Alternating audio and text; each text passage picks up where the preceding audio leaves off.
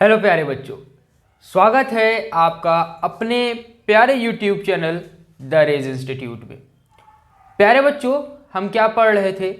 हम पढ़ रहे थे अपने यूपी बोर्ड क्लास 9th की हिंदी के अनिवार्य संस्कृत भाग को।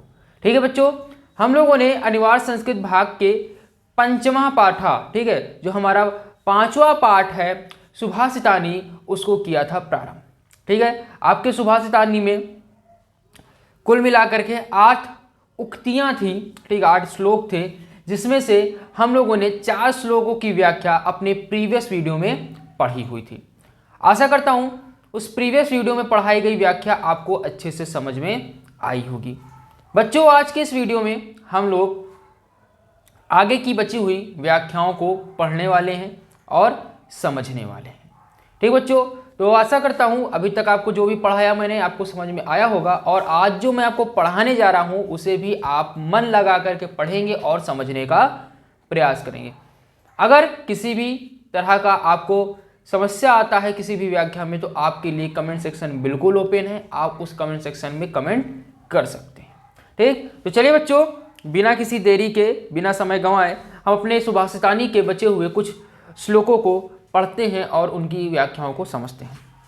तो आपको बच्चों 5वां श्लोक जो है वह है आकृत्वा परसंतापम गत्वा खल मंदिरम अनुलंघ्य सताम मार्ग यत् स्वल्पमपि तद बहु। ठीक है, आकृत्वा परसंतापम गत्वा। ठीक है, आकृत्वा का अर्थ होता है बच्चों ना करें। ठीक है, आकृत्वा का अर्थ है ना करें। पर संतापम गत्वा, ठीक है, दूसरों को संताप देना अर्थात दुख देना। ठीक है, कि आकृत्वा ना करे, पर संतापम गत्वा दूसरों को दुखी। ठीक है, पर संतापम गत्वा अर्थात दूसरों को दुखी। आकृत्वा का अर्थ है ना करे, पर संतापम गत्वा दूसरों को दुखी, इसका मीनिंग ये होता है। फिर क्या है? खल मंदिरम, खल का अर्थ होता है दुष्ट, ठीक है, और मंदिरम का अर्थ होता है घर, कि दूसरों को दुखी ना करके, ठीक है, दुष्ट के घर ना जाकर अनुलंघ्य सताम मार्ग। ठीक है, अनुलंघ, ठीक है, अनुलंघ का मतलब है उल्लंघन ना करके। ठीक है, अनुलंघ का अर्थ होता है बच्चों उल्लंघन ना करके, सताम मार्ग, संतों के मार्ग का। ठीक है, संतों के मार्ग का उल्लंघन ना करके, यत स्वल्पमपि तद बहु, कि जो कुछ थोड़ा मिल जाए वह बहुत है। ठीक है, जो कुछ थोड़ा मिल जाए वह बहुत है। यत तद का अर्थ है बच्चों वह। ठीक है, तद का अर्थ क्या होता है? वह। फिर से देखिए क्या है? अकृत्वा का अर्थ है ना करें, पर संतापम गत्वा दूसरों को दुखी, खल मंदिरम दुष्ट का घर। ठीक है, अनुलंघ का अर्थ होता है उल्लंघन करके, सताम मार्ग सज्जनों का मार्ग। ठीक है, यत यानी यत का अर्थ हो गया आपका यत स्वल्पमपि तद बहु, तद का अर्थ है वह, बहु का अर्थ है बहुत है। यत जो मिल जाए, स्वल्पमपि थोड़ा बहुत। ठीक है, जो मिल जाए थोड़ा भी। ठीक है, अब पुनः इसको एक बार फिर से देखिए क्या है, कि दूसरों को दुखी ना करके, दुष्टों के घर ना जा करके, सज्जनों के मार्ग का उल्लंघन ना करके, जो थोड़ा भी मिल जाता है वह बहुत है। ठीक है, आई बात समझ में? एक एक मीनिंग जो मैंने आपको बताई है उसे आप लिख लीजिए, फिर आप शब्दों को जोड़िए, तो आपसे जो व्याख्या है बहुत आसानी से बन जाएगी। कि दूसरों को दुखी ना करके, दुष्ट के घर ना जा करके, सज्जनों के मार्ग का उल्लंघन ना करके, जो कुछ थोड़ा भी मिल जाता है वह बहुत है। ठीक है, आई बात समझ में? चलिए आगे बढ़ते हैं। अगला है हमारा सत्याधारम तपस्तैलम दयावर्ति क्षमा शिखा अंधकारे प्रविष्टवे दीपो यत्नेन वार्यताम। ठीक है, क्या है? सत्याधारा तपस्तैलम, कि सत्याधारा तपस्तैलम, तपस्तैलम अर्थात तप रूपी तेल, और सत्याधारा का अर्थ होता है सत्य का आधार या सत्य ही जिसका आधार है। ठीक है, सत्याधारा का अर्थ क्या हो गया बच्चों? सत्याधारा का अर्थ है सत्य ही जिसका आधार है। तपस्तैलम, तप रूपी तेल। ठीक है, तप रूपी तेल। और दयावर्ती, दयावर्ती यानी दया रूपी बत्ती। ठीक है, दयावर्ती का अर्थ है बच्चों दया रूपी आपका बत्ती। ठीक है, और क्या है? क्षमा शिखा। और जो शिखा होती है वो क्षमा है, क्षमा जिसकी शिखा है। ठीक है, अब आप लोगों ने यहाँ पे बात क्या हो रही होगी, आप सोच रहे होगे सर ये सत्य आधार क्या है, ये तप का तेल क्या है। देखिए, आप लोगों ने दिया देखा होगा। ठीक है, आप लोगों ने दिया देखा होगा, अभी आप दिवाली मनाए हुए हो। ठीक है, दिवाली आपने मनाया है, तो दिवाली मनाया है तो दिवाली में आपने दिए जलाए होंगे, दिए में आपने तेल डाले होंगे। तो वो जो तेल है, जो आपने दिए में तेल डाले हुए थे, उस तेल को क्या कहा गया है यहाँ पर? उस तेल को तप रूपी तेल कहा गया है। ठीक है, उस तेल को तप रूपी तेल कहा गया। उस दिए को आपने जिस चीज के ऊपर रखा है, ठीक है, जैसे आपने खिड़की पर रखा होगा, स्टूल पर रखा होगा, तो जिस आधार पर रखा है उसे सत्य का आधार कहा गया है। ठीक है, दयावर्ती, जो भाग बाती लगाते हो आप रुई की, तो रुई का जो बाती जो तेल में डूबा होता है उसे दयावर्ती बोला गया है।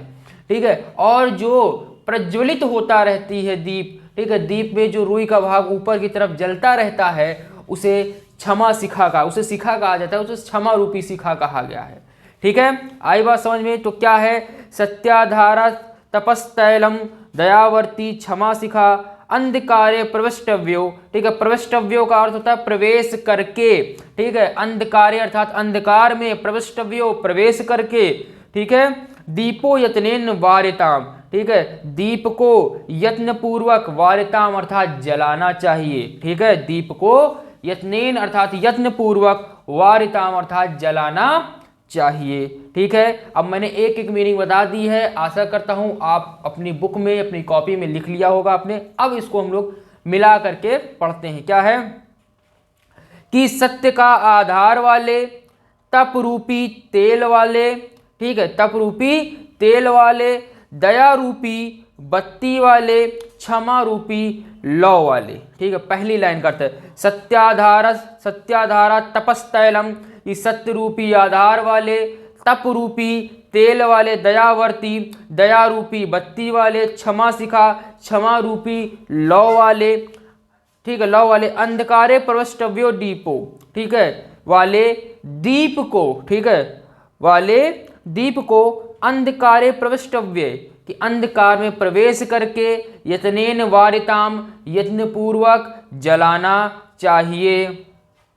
ठीक है, यत्न पूर्वक जलाना चाहिए। आई बात समझ में? पुनः देखिए कि सत्य का आधार वाले, तप रूपी तेल वाले, दया रूपी बाती वाले और क्षमा रूपी लौ वाले दीप को अंधकार में प्रवेश करने के बाद यत्न पूर्वक जलाना चाहिए। अंधकार में प्रवेश करते समय यत्न पूर्वक जलाना चाहिए। ठीक है बच्चों, आई बात समझ में? आशा करता हूं बात समझ में आपको आ गई होगी। फिर आगे देखिए, अगला है हमारा, लिखा है त्यज दुर्जन संसर्गम, भज साधु समागम, कुरु पुण्य महोरात्र। या त्यज लिखा हुआ है, त्यज का अर्थ होता है त्याग दीजिए। दुर्जन संसर्गम, दुर्जनों की संगति को, भज साधु समागम, और साधुओं का समागम कीजिए, साधुओं के साथ मेल मिलाप कीजिए। ठीक है, साधुओं की संगति कीजिए। कुरु पुण्य महोरात्रम, और कुरु अर्थात करिए, पुण्य महोरात्रम, महोरात्रम अर्थात दिन और रात पुण्य करिए। स्मरण का अर्थ होता है बच्चों स्मरण करना, याद करिए, याद करिए। नित्यम नित्यताम, कि क्या आपने उचित किया है और क्या अनुचित किया है। ठीक है, फिर से समझिए क्या है। त्यज का अर्थ होता है त्यागना। दुर्जन संसर्गम, दुर्जनों की संगति को। ठीक है, दुर्जनों की संगति को। भज साधु समागम, और साधुओं की संगति करिए। ठीक है, भज साधु समागम, साधुओं की संगति कीजिए। भज का अर्थ होता है बच्चों अनुकरण करना। ठीक है, भज का अर्थ होता है अनुकरण करना, ठीक है, फॉलो करना इंग्लिश में अगर हम बात करें तो भज साधु समागम, ठीक है, साधुओं का समागम करना, साधुओं की संगति में रहना, साधुओं से मेल मिलाप करना, कुछ भी कह सकते हैं आप। ये कुरु का अर्थ है करना चाहिए, ठीक है, करना चाहिए। पुण्य महोरात्रम, रात दिन पुण्य कर्म करने चाहिए। स्मरण नित्य नियताम, और आपको याद करना चाहिए कि आपने क्या पुण्य कर्म किए हैं और मतलब क्या अनुचित कर्म किए हैं, क्या उचित कर्म किए हैं, ठीक है। स्मर नित्यम, नित्यताम का अर्थ होता है बच्चों याद करिए अपने अनुचित और उचित कार्यों को, ठीक है। चलिए तो इसको देखते हैं पुनः कि अभी तो हमने मीनिंग देख ली, आशा करता हूँ मीनिंग आपने लिख ली होगी। अब इसको हम लोग जो भी मीनिंग मैंने आपको बताई इनको जोड़ते हैं और शब्दों में पिरोते हैं। क्या है? तज दुर्जन संसर्गम, कि दुष्टों की संगति त्याग दो, ठीक है। भज साधुम समागम, सज्जनों से मेल मिलाप करो, ठीक है, सज्जनों से मेल मिलाप करो। कुरु पुण्य महोरात्रम, करो दिन में पुण्य कर्म और रात्रि में, ठीक है, दिन में पुण्य कर्म करो। रात्रम स्मरण नित्य नित्याम, और रात्रि को याद करो अपने उचित और अनुचित कार्यों को, ठीक है, रात्रि में अपने उचित और अनुचित कार्यों को याद करो। फिर से देखिए कि दुर्जनों की संगति को त्याग दो, सज्जनों से मेल मिलाप करो, दिन में पुण्य कर्म करो और रात्रि में अपने किए गए कर्मों में उचित और अनुचित को याद करो, ठीक है। जो भी आपने कर्म किए उसमें उचित क्या था, अनुचित क्या था, उनको याद करो। आई बात समझ में? आशा करता हूँ बच्चों यहाँ तक बात समझ में आ गई होगी, ठीक है। क्या है, एक बार पुनः मैं बोल दे रहा हूँ, ठीक है, हो सकता है कुछ बच्चों को ना समझ में आई वो बात कि दुर्जन संसर्गम, की दुष्टों की संगति त्याग दो। भज साधुम समागम, साधुओं का अनुकरण करते हुए उनसे मेल मिलाप करो, ठीक है। कुरु करो पुण्य महो, ठीक है, पुण्य महो का अर्थ होता है दिन, कि दिन में पुण्य करो। रात्रम स्मरम नित्य नित्यताम, ठीक है, और रात्रि को अपने उचित और अनुचित कार्य को याद करो, ठीक है। आई बात समझ में? आशा करता हूं बात आपको समझ में आ गई होगी। चलिए अंतिम आपके सुभाषितानी श्लोक की ओर बढ़ते हैं। अंतिम हमारा सुभाषितानी श्लोक क्या है? मनसी वचसी काये पुण्य पीयूष पूर्णा, और त्रिभुवन मुपकाराश्रणी भी प्रणयंता, ठीक है, प्रणयंता परगुण परमाणुन पर्वतीकृत नित्यम निज हृदय विकसंता संति संतः क्रियंतः, ठीक है। क्या है? मनसी वचसी, मन से, मनसी का अर्थ होता है मन से, वचसी वचन से, काय कार्य से, काय का अर्थ होता है शरीर से, ठीक है बच्चों, काय का अर्थ है शरीर में, ठीक है। पुण्य पीयूष पूर्णा, पुण्य पीयूष यानी पुण्य रूपी अमृत, ठीक है, पुण्य पीयूष पूर्णा यानी पुण्य रूपी अमृत से पूर्ण, ठीक है। मनसी अर्थात मन, वचसी अर्थात वचन या वाणी, ठीक है, काय अर्थात शरीर, पुण्य पीयूष पूर्णा पुण्य रूपी अमृत से पूर्ण, ठीक है। त्रिभुवन तीनों लोक को, त्रिभुवन देखो इसका क्या है, कई शब्दों का समावेश है इसमें, ठीक है। त्रिभुवन अर्थात तीनों लोक, नुपकारा, नुपकार अर्थात उपकार, त्रिभुवन पर उपकार, श्रेणी भी प्रणयंतः, ठीक है, श्रेणी भी प्रणयंतः। अब आगे देखिए फिर क्या है? परगुण यानी दूसरों के गुण को, परमाणु दूसरों के परमाणु, परमाणु के समान छोटे, पर्वतीकृत पर्वत के समान, नित्यम देखना, ठीक है। अब आगे देखिए इसको पूरा समझते हैं क्या है। मन वाणी शरीर में पुण्य रूपी अमृत से भरे हुए, ठीक है। मनसी वचसी काय पुण्य पीयूष पूर्णा, कि मन वाणी शरीर से पुण्य रूपी अमृत से भरे हुए, ठीक है, अमृत से भरे हुए, परोपकार के द्वारा, ठीक है, त्रिभुवन उपकारम शरण भी, परोपकार के द्वारा तीनों लोगों को प्रसन्न करने वाले, प्रियंता का अर्थ होता है प्रसन्न करने वाले, ठीक है, कि मन वचन शरीर, ठीक है, मन वचन और शरीर में पुण्य रूपी पीयूष से भरे हुए, परोपकार से त्रिभुवन को प्रसन्न करने वाले, ठीक है, परगुण परमाणुन पर्वतीकृत नित्यम, और दूसरों के परमाणु के समान छोटे गुणों को भी पर्वत के समान बड़ा देखने वाले निज हृदय अपने, ठीक है, निज हृदय अर्थात निज का अर्थ होता है अपना, हृदय का अर्थ होता है हृदय, जो अपने हृदय, ठीक है, जो अपने हृदय से सदा विकसंता अर्थात प्रसन्न, ठीक है, जो सदा प्रसन्न रहते हैं, संति संता, जो निज हृदय से, जो अपने हृदय से सदा प्रसन्न रहते हैं, संतः कियंता, ऐसे संत इस संसार में कितने हैं, ठीक है, ऐसे संत संसार में कितने हैं, ऐसा यहाँ पे प्रश्न किया जा रहा है। ठीक है, देखिए पुनः इसको देखते हैं क्या है। मनसी वचसी काय पुण्य पीयूष पूर्णा, की मन वचन शरीर से, ठीक है, मन रूपी शरीर में पुण्य रूपी पीयूष अमृत से भरे हुए, या पुण्य रूपी अमृत से भरे हुए, मन वचन शरीर से पुण्य रूपी अमृत से भरे हुए, ठीक है, पुण्य रूपी अमृत से भरे हुए परोपकार के द्वारा, ठीक है, परोपकार के द्वारा तीनों लोगों को प्रसन्न करने वाले, दूसरों के परमाणु के समान गुणों को पर्वत के समान विशाल देखने वाले, अपने हृदय से सदा प्रसन्न रहने वाले, ऐसे संत या ऐसे सज्जन इस संसार में कहाँ हैं। ठीक है, संति का अर्थ है बच्चों है, ठीक है, कि निज हृदय विकसंता संति, जो अपने हृदय से प्रसन्न रहते हैं, संता की अंता, ऐसे संत इस संसार में कहाँ हैं। ठीक है, एक बार पुनः मैं बोलता हूँ, उसको सुन लीजिए गौर से। मन वाणी शरीर रूपी शरीर में पुण्य रूपी अमृत से भरे हुए परोपकार के द्वारा, ठीक है, परोपकार के द्वारा तीनों लोगों को प्रसन्न करने वाले, दूसरों के परमाणु के समान हृदय, दूसरों के परमाणु के समान गुणों को पर्वत के समान बड़ा देखने वाले, अपने हृदय से सदा प्रसन्न रहने वाले जो संत हैं, वह इस संसार में कितने हैं, ऐसा। ठीक है, आई बात समझ में। अब कुछ बच्चों की सर आप एक साथ बता दिए, पहली लाइन का क्या है, दूसरी लाइन का क्या है, तो उसको एक बार फिर से देख लीजिए। क्या है? मनसी वचसी काय, अर्थात मन वचन शरीर पुण्य पीयूष पूर्णा, शरीर से पुण्य रूपी अमृत से भरे हुए, पहली लाइन का अर्थ। फिर क्या है?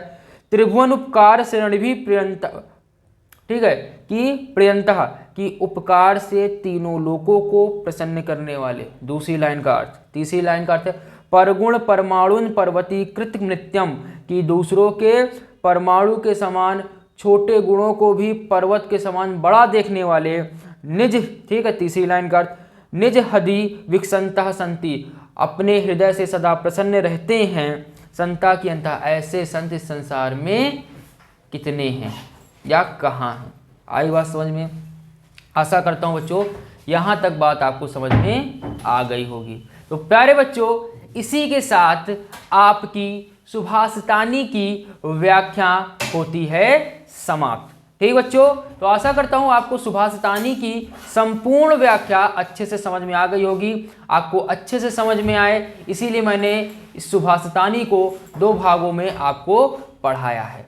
तो आशा करता हूँ समझ में आपको सारी बातें आ गई होंगी। अगर नहीं आई हैं तो 2 से 3 बार आप वीडियो को देखिए, आपको डेफिनेट सारी चीज़ें समझ में आ जाएंगी।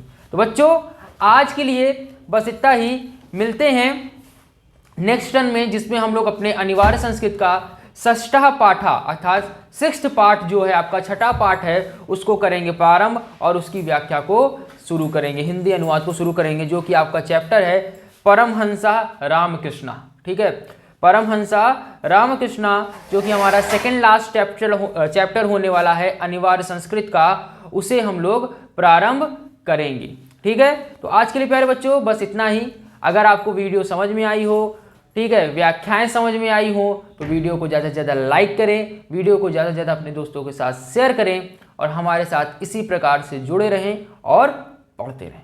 Thank you so much.